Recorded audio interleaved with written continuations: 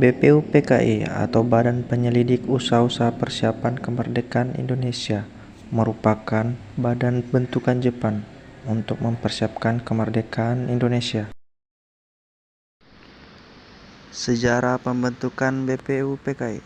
Dalam situasi kritis tersebut, pada 1 Maret 1945, Letnan Jenderal Kumakichi Harada, pimpinan pemerintah pendukung Jepang di Jawa, mengumumkan pembentukan Badan Penyelidik Usaha-usaha Persiapan Kemerdekaan Indonesia.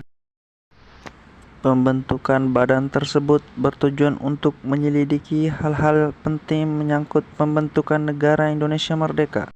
Pengangkatan pengurus diumumkan pada 29 April 1945.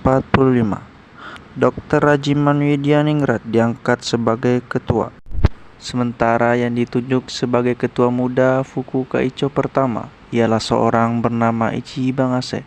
Kemudian Suroso diangkat sebagai kepala sekretariat dengan dibantu oleh Toyohito Musada dan Mr. Pringgodikdo. BPUPKI dibubarkan pada 7 Agustus 1945 dikarenakan tugas-tugasnya telah selesai dilaksanakan.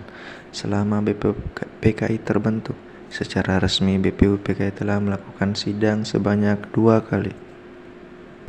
Sidang pertama dilaksanakan pada 29 Mei sampai dengan 1 Juni 1945.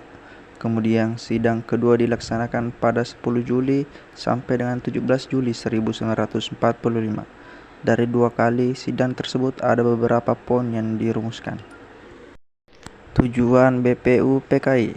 Pembentukan BPUPKI oleh Jepang memiliki tujuan sebagai berikut. 1. Menarik simpati rakyat Indonesia untuk membantu Jepang dalam melawan sekutu.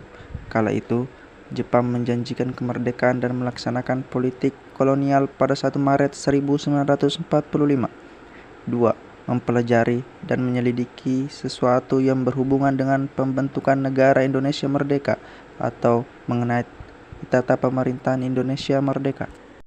Untuk anggota BPUPKI, anggota terdiri dari 62 orang Indonesia, 8 orang istimewa dari Jepang yang tugasnya mengamati, dan tambahan 6 anggota dari Indonesia.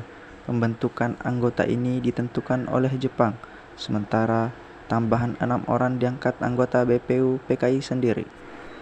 Tugas-tugas dari BPUPKI.